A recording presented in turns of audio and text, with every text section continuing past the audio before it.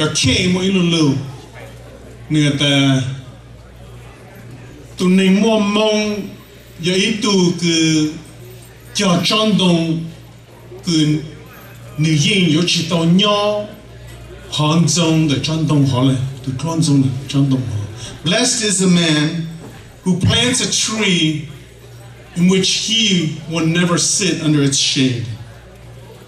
Cú sa đã luôn luôn nó hà chế thử lệ cọp bù mong lệnh ở bọc bò rằng cái bọc số tụi họ chú kế cảnh đó này vậy khó thì cho lâu yên chơi là nhưng cho lúc nóng hùng tụi họ mới chiến nền là et giờ nó chỉ tao nó có thể chỉ tao nhỏ để có xuống là có tao mới ó lên tao lấy vậy khó cứ nó mua mông hay mới chiến nền mua mông cho ra tôi là lừa cái tao có trâu rồi nã hát gì lấy cũng nó mới ó tu mình chuyển nó cái mình làm mình gì, ý cho mình nhiều cái cho lên mê nó chỉ nhìn nhiều bù ở bên nào chỉ cho mấy dùng là, thì cú là cú cho tại chúng mình nào chỉ cho bé tôm lọt bé tua nhau rồi tìm nua, khai cả bé cả chơi cả dê, dù là một chút tiêu nên, thì bé chơi trong lên nua là yên nào chỉ cho cứ cho luôn nông mà rồi bé ha, chỉ là lên cái tháo cho được có bù ha, cứ giờ họ cứ mình làm mấy gì anh chơi đâu mấy anh đã, cái anh trái tự tin cả, tự chơi nhiều, lấy tàu bay chuyển bậc thang, lòng cao, giờ yếm mông nữa, cũng chỉ bao nhiêu mấy cái ha, lửa hai này hai tàu, thì yếm mông này cái dùng trong á, lấy nó mấy tua nó, yếm tăng cho, bán nên trang họ lấy á, cái mà nó mấy mua cái nên trang mông vàng, mấy chúng mua trong nên trang mông liền tôi xí là mấy nặng mấy xí lâu, mấy pu mấy già nơi kia我找到个布呢，都车不得得的弄。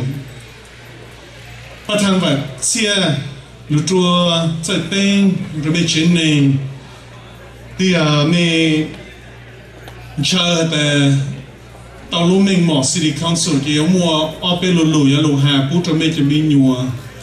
但是古鸟嘛，我晒不没钱呢，得得弄。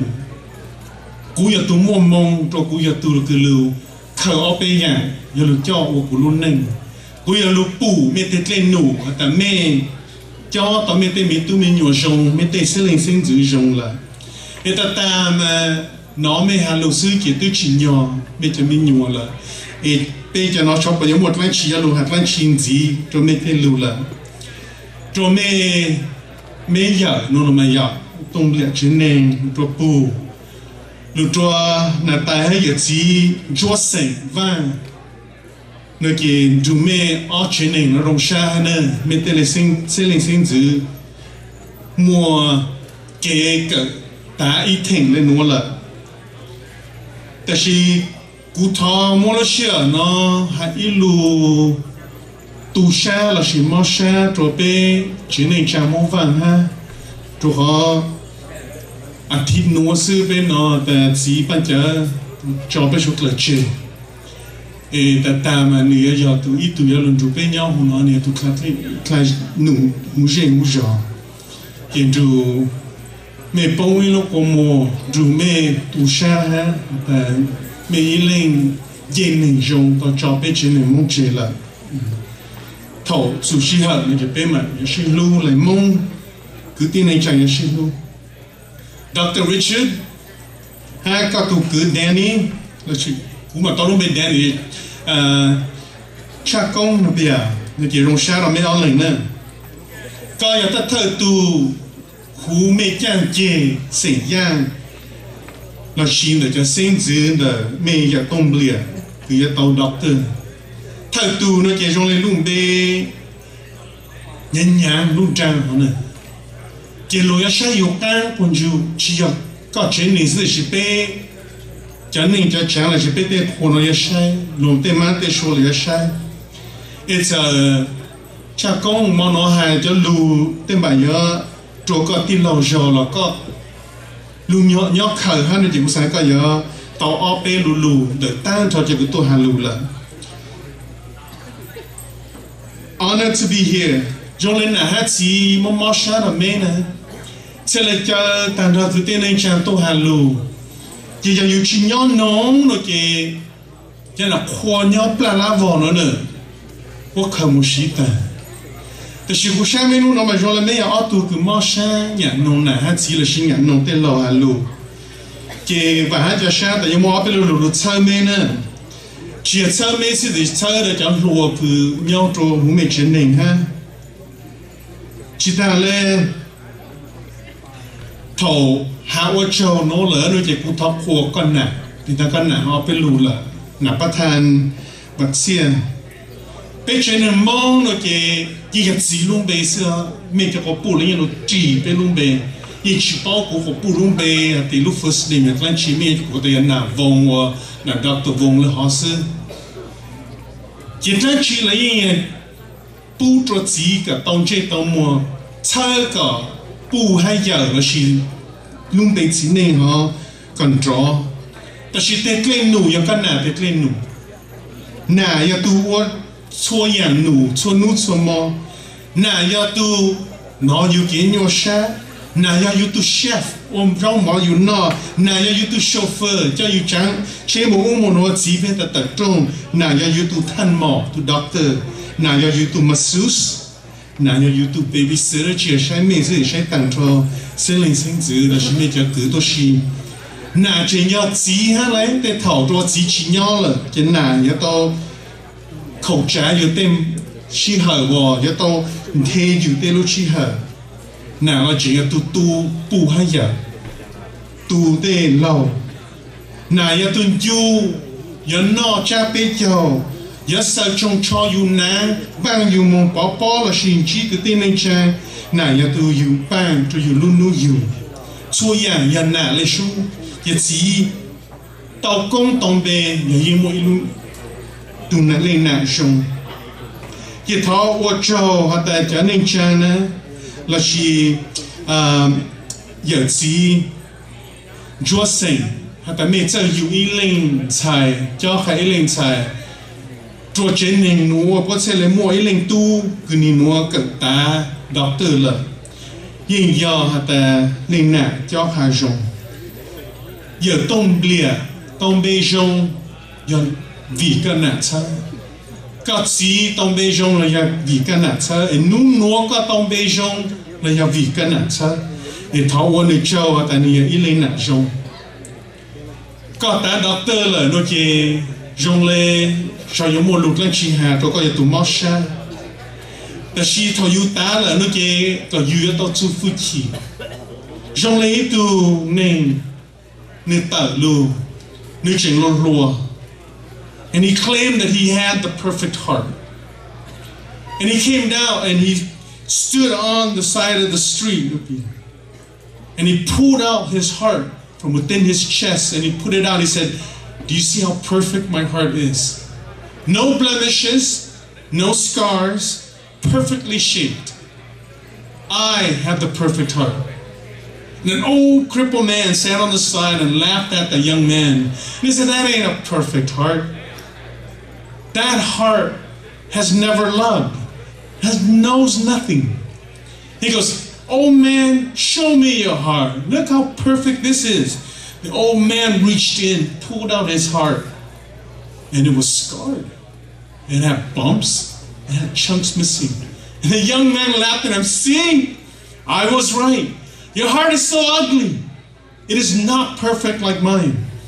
The old man turned to him and said, "Let me share something with you. You see this piece that is bumpy? That's because someone loved me so much.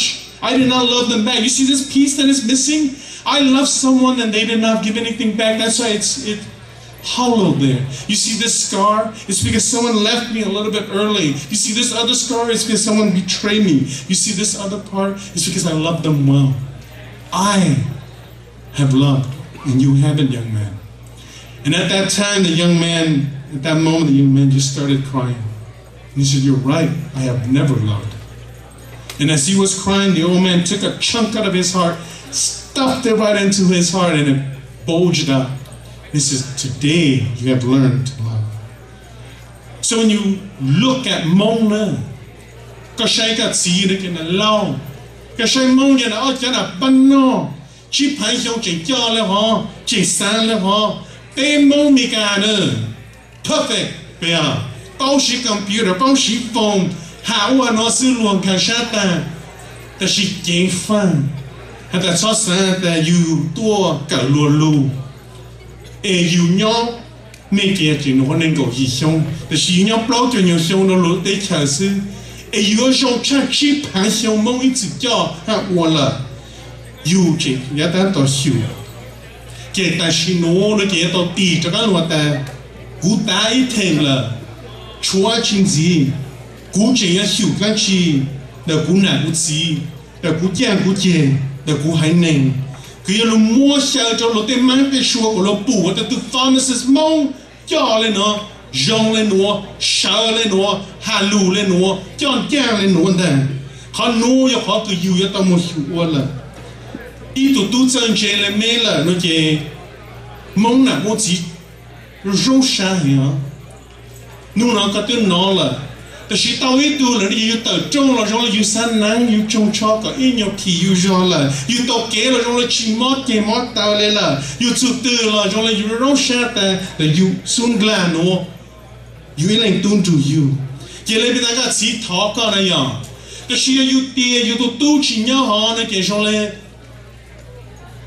ชาชิเข็มไปเจอเอตอนชาชีฮะลุนจูอยู่ไหนอยู่สีก็bù tới nên chơi có bù nung có chạy cái lần đó nếu thứ sai nhớ họ dù có rong sáng đànแต่ชีเจอดึกชีปูแล้วกูซาแต่นี่ใช้สมดูลูdù có rong sángนู่นนั่นละอันนี้เขียวกงเขียวมงแล้วก็ซึ่งก็เรายังช้าโตตัวก็จ่อตรงเลยกันน่ะก็เก๋วันลังโลมัววันหนูเรายังชงกูนอจุกสีจัดลั่นเนลแล้วก็เยอะจัดลั่นเน Every time you listen to the elders' stories of their lives, there is a wow at every situation, and it makes you, as a Hmong American, go, "My goodness, my story will never compare to them.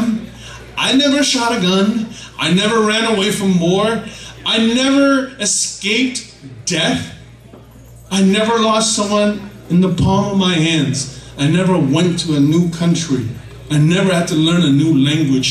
I never had to give everything up to start over." And so when I heard your dad's story, I said, wow, that ha. Các chị bé cái này giờ bao chi sống hả sư? Tại khi thằng cũng nói cho các chị mò xa, để các chị chờ kế cần đó một cha. Sáng chú nó kể các chị này chú xa tôi có tu để có dần chạy tê, hay có lâu chạy tê.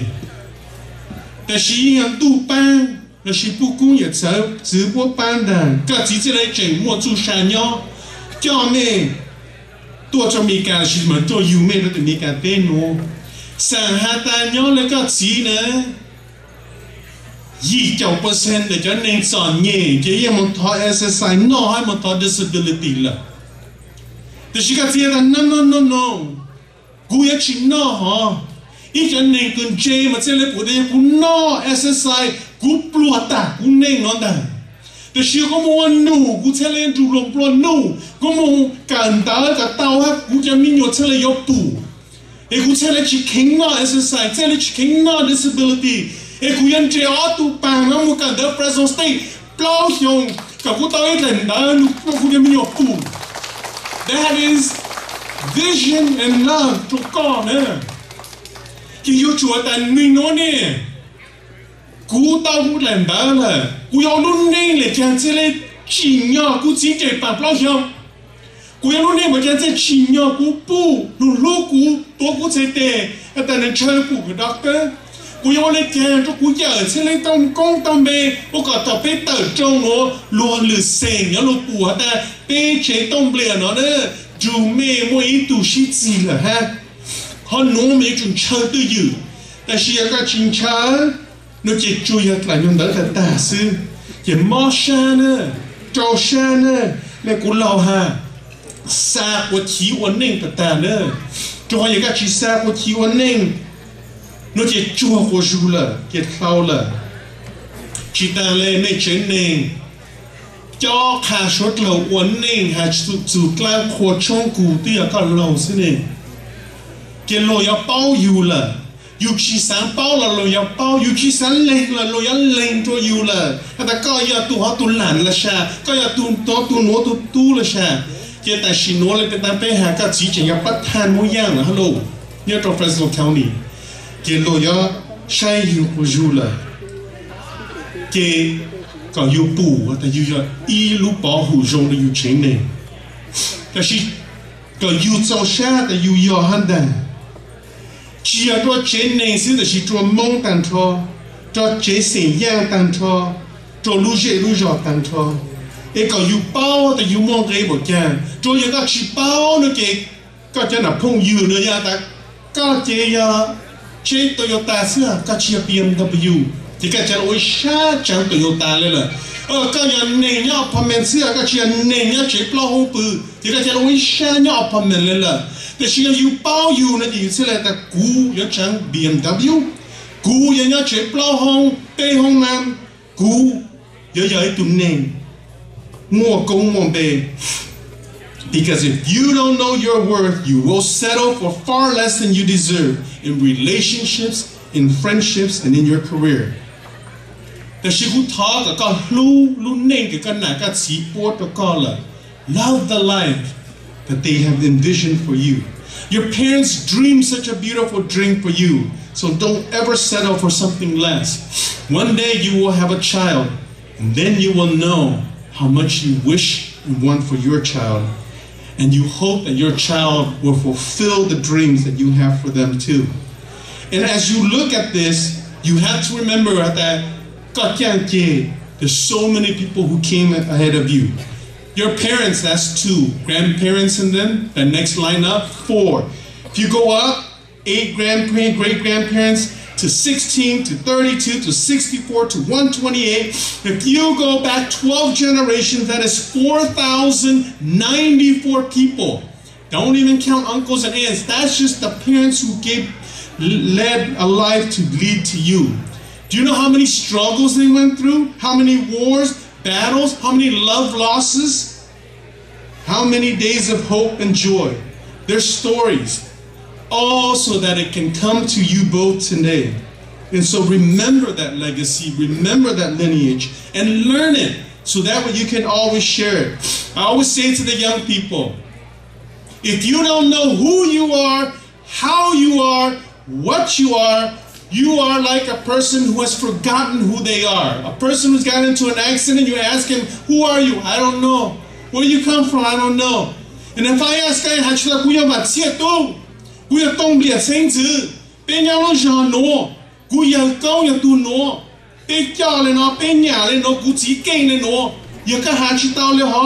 you are a lost person.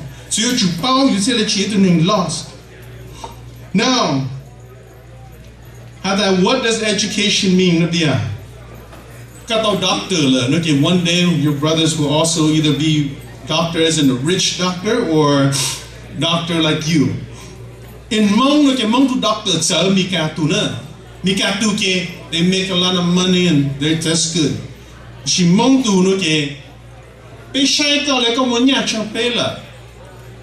So what does that mean?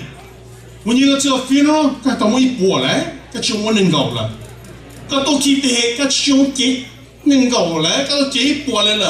the doctor. And so materialistically,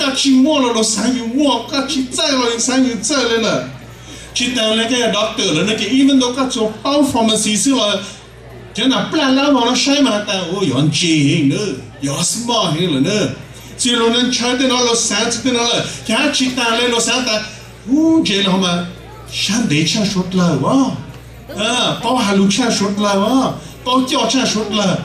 and it's too bad. Welcome to the doctor club.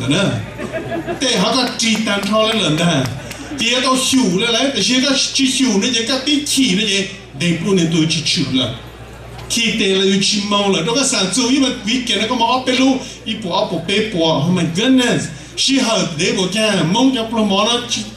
như là nó này à chỉ stop là ta chúng tôi nhớ tập tim nhớ chúng tôi sao nhớ chúng tôi là tốt tệ có your doctor là just remember this last one cháu chỉ tao doctor nên trai lúc của có tệ nữa why you're a doctor nó nè the best advice của chị là của chị you tao lúc mình mò là you chủ mong tổ là tệ tổ nên trai tổ có tệ nè quý à tệ lấy bị tăng cắt gì hả bây giờ quý à tệ trash can man chứ cũng chỉ có tổ tệ doctor nữaแต่ she if the doctor's hand เจลูยกูต้องชาเฮียแต่จะถูก doctor จะรู้ตัวกูเตะโอ้ยถูก doctor จะรู้หูกูเบโอ้ยถูก doctor จะรู้ปัวกู that is your job ที่ก็ถูกท้าตัวปูที่ก็ตัวยังมั่วเลยแต่ she จะถูกฆ่าตัวปูกันนี่ยังปูแต่กูยังมองนะกูชงเลยหนัวมองกูตัวจีเน่ก็ถูกปัวตัวกูปูกูมองถูกจะเล่าทางก็จะถูกกูมองกูสุดเลยฮะhiện tại nó giờ chú kế cái làm chỉ lao đó cái doctor là last example draw had to make doctor and I woke up to this one day I was down at the swap meet old Hmong lady was selling her embroidery right and it was 1 for $6 2 for $12 and so I told her hey Natai God came out please Two, just give me $10, right? Oh, little mong lady. And she's like, bác qua mình tu, có bác qua mà nè. And she goes, what? Okay, you're called on man. So she discount $2 for me. That evening, I go up to River Park. I eat at the restaurants up there. I eat over $100. I automatically tip 18%. No questions asked. I give extra money. Send kamu. When I got home, I thought about that lady and I go, on your dance, we must bargain to put your low. But you make a Gucci pao pay and I Gucci pao, we must send go cheap percent ning or percent on low. Love our people. And I'll plug in to your non long layer. Love them, help them out. Because it's only a little bit that she showed you bargain you that she you pay happily. So think about that one too. I have a couple words for you just to encourage you. Why education helps. And to help you, hopefully you both will take this in your life. Remember that titles and degrees is just that. It's just a title. So toss aside that like your title, you have hard to get your mom. For example, the title of city council. It's the title why you invite me, no man. There's you more there, you how. But look around, you have more title. Those are the people you have to remember. The people with no title in here, lo to lo you that. No so lo chu le. So in other words, remember that your title will open doors for you. You will get invitations that sometimes you don't expect. But remain humble because it's just a title. And the degree is just a degree to help you make a living. So remain humble first. Second, your learning is not done. Learning never ends. And sometimes it's only for a degree, but now it's learning for life. How will I be like my father? How will I be like my grandfather? And how will I be a leader? No man. And so with learning, I use this as my gauge all the time. If you are the smartest person in the room, you're in the wrong room. And currently, amongst, well, you have all good friends, so amongst maybe you got your cousin or Hmong friends, you may be that smartest one. So it's time not to let them go, but to find friends who are smarter than you. If you're the richest, find richer friends. If you're the funniest, find funnier friends. Challenge yourself all the time. Keep learning, keep learning. And in your field, be the top in your field. Stay on top of what you study, so that way you are always at the cutting edge. Okay? And in keep learning, there's also the learning of knowing people. Know how to meet people. You too are natural speakers. very warm personalities. And so me mochi to ne yang me san to me all in tang na.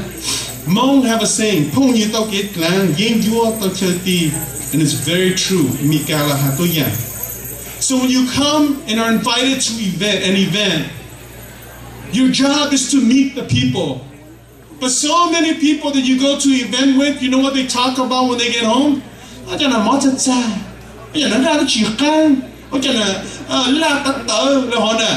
What, they came to eat? As in food is so, scarce? You your doctor la, you chito ne. Tu ne tu chen kenyo huno kuya tamo tuone te. Kuya tamo june tan. Kuya tamo kaka ne pao ta kuna ya itu anda. The shika tua ka to nya. It's how to no more. Like wow, it's better. No man. So come and make it important for you, worth your time. Okay, you munchi to chityo hu, ko you chi lo te kute ti. Okay, you pu ata oh kuto kong chen no. Ku kaluchi na mo te lu ku lo kong chen. Ku tsara o ka tsaja. Ku mo kaluchi ka lo no lu. Ke to shana. Learning also involves character. Improve your character. Ya you shalu shan de, ya you kakatlu, o ka shalu ja. Ya you chitsa halu la pen lo nan da lo na you see shy you na. Fix all those things. Because character still counts. And keep improving that. Ka last one atu penka no je kusa ta metum Paulo mong la. The shit na shino no ke ta mo ka hata. Ka li ke cha ya le kya. Shang de mong le kya. Cú chỉ cho lũ cha cho xuân sinh lũ xua từ cú này cho trồng cho yên đông cho phủa lấy cả nắng xì lấy cả cho lấy cả em nắng là xì mông cha mông khó trở lại mấy chuyện này ta it's all cú chỉ thua cho fashion cha nữa đó xì cho我来的chỗ mông mông thì những phần đầu thì phát triển mông đâu cho mấy mông chú có lâu thả gió chiều phát triển mông chỉ chỉnh những mông cha cả tao tiêu ta. Next one, I want to say. It's time to be a leader, because with that degree, whether you want to or not, it's there. But be a leader who cares. Some people here I am, look at me. But you need to say, there you are, how can I help you? So care for your family. Cú giờ tung bìa chuyện này cú này ya lu khu pe le kan lu chao pe le kan. And I give you the example of the wolves. Wolves carry themselves this way. The three in the front are usually the old ones or the sick ones, but they lead the pace because they may not be able to go as fast as everyone, and they are always at the head. Next, the next five are the strongest, and this is probably you or maybe not, but I don't know. They protect the pack from the front and the sides.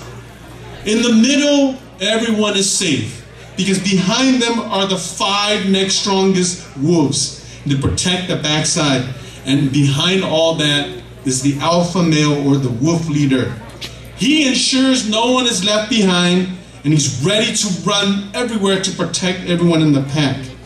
Sometimes you will be that leader. You have to learn to follow the pace of the elders. You have to learn to protect the most vulnerable in your family.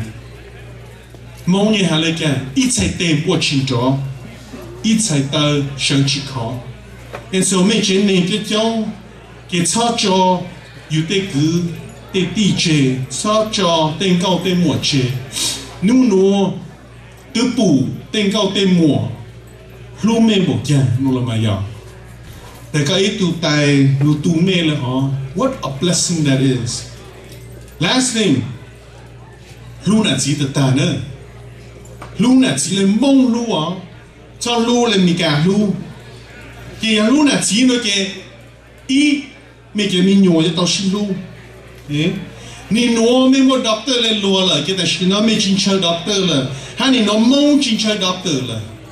Tôi có một cú mua nè, chỉ là ta cũng to có tôi hàng lúa cũng to cũng tôi hàng lúa đó có là,แต่chỉ là mong cho anh chơi chuyện này cứ nhỏ và po và bờ, cứ xí lúa ta là, yêu bù chuyện này từ ta ít tu hùa tôi bù chuyện nó kia ta, ô chế này họ ok đóแต่ชีเจมัวด็อกเตอร์ชุดเราจะชีรู้เลยโอเคเจนี่ฮะชุดเราจินช้าฮะสมัยชีรู้แต่อ๋อดูหน้าฮะจีถามแต่หน้าฮะจีเจหาเต้าลูหน้าฮะจีเจเป้าหนูเจมันดูพวกทางทางดูหน้าฮะจีถามทางดูพวกอย่าถามเลยแก shut your mouth let them talk ชอบมาแต่เต้าตื่นนอนกลัวเหรอjust shut your mouth อย่าป้ากลัวละจ้ออย่าป้าอย่าเลยลูกตายอย่าป้าละจ้อตายป้าตายเลย because they are your gong your mong listen to them as you talk to them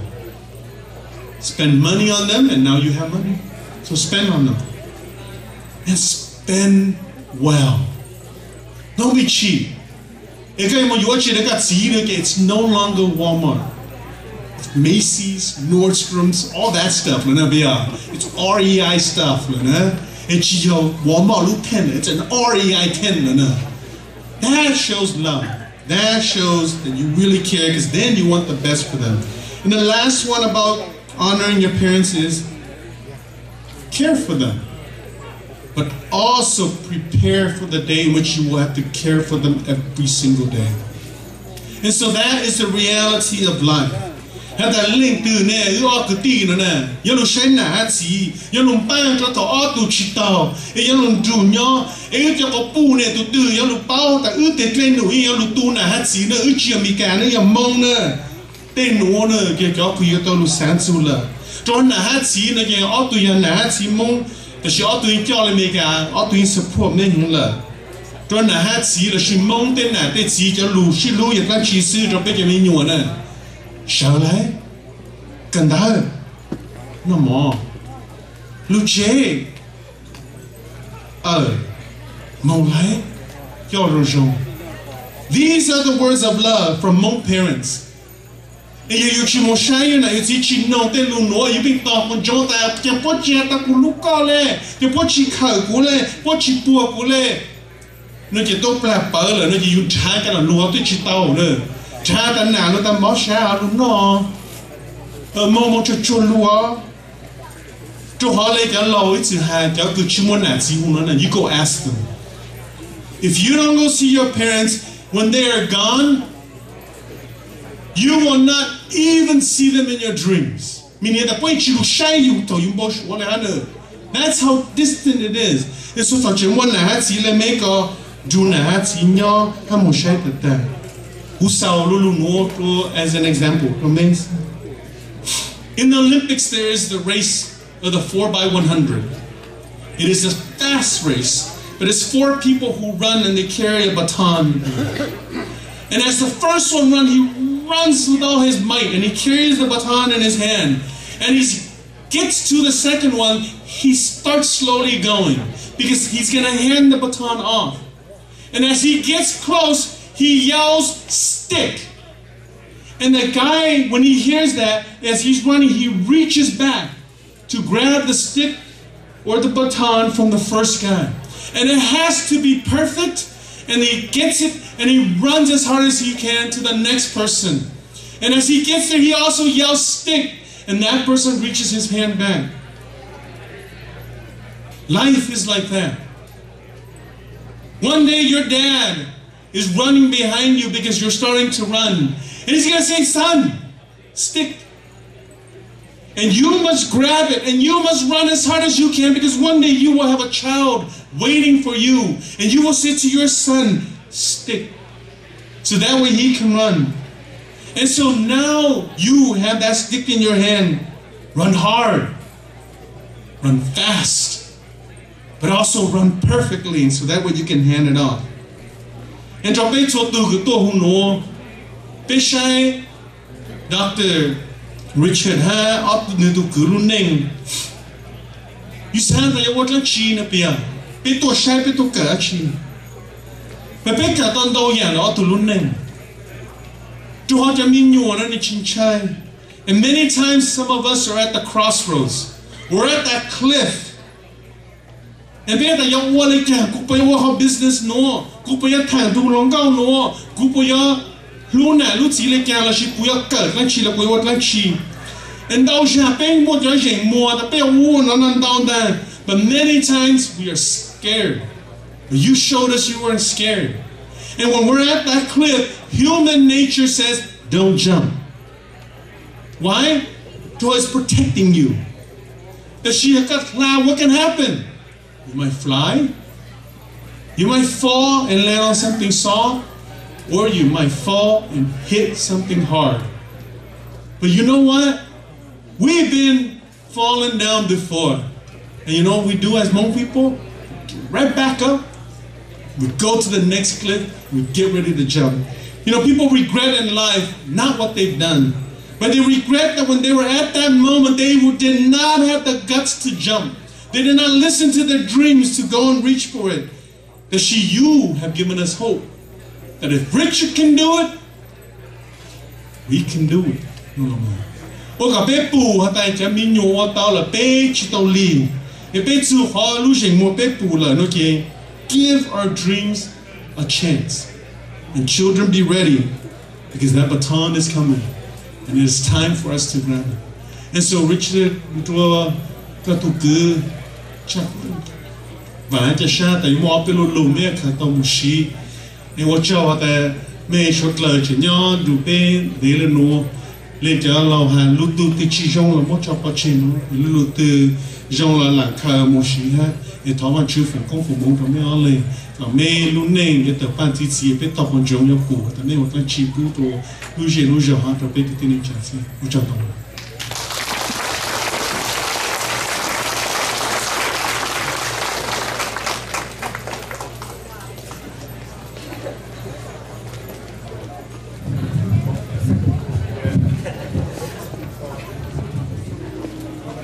Wow, that was a good speech, right? I hope that to Richard, especially Konaya, you could tell Dr. Vong Monitor, Jalu Jamu, or Luning the Yatande, especially that she not got that topic or do. You could change your time and take root my con idea. Learning never stop. Thế nên thì các thằng doctor cũng chỉ tôi thì dù bao thì dù nhân chế là yêu chủ đặc làm lòng tên này tên gì lòng tên lộc lộc cỡ là lưu lấy cho đan để dù thiệp bao hay để dù chặt chẽ lọ đi chặt lọ thuần đời dù thiệt đi nên nói dù dịch thầu lỗi ít tuần này chưa sáng đi lại tao doctor chỉ về hay tiệt dù mong thì cho lối dễ lối rõ tao doctor chưa giờ họ thay đâu giờ ý đại degree của cho lò thiện non thì hậu sư yêu cầu lối dễ lối rõ bây giờ thì dù trên nền là dù tiếp phong dư mong thì trong lời dù chủ luôn lời dù chủ do dù hư chi cho tới giờ cho lù bò đặt tàu vòng một nửa tuổi một trục cỏ để vào thì có yêu cầu tôi mình chỉ cho một bị cả lúc này thì em thọ tê một tê wow để nó không xong mình một nửa tuổi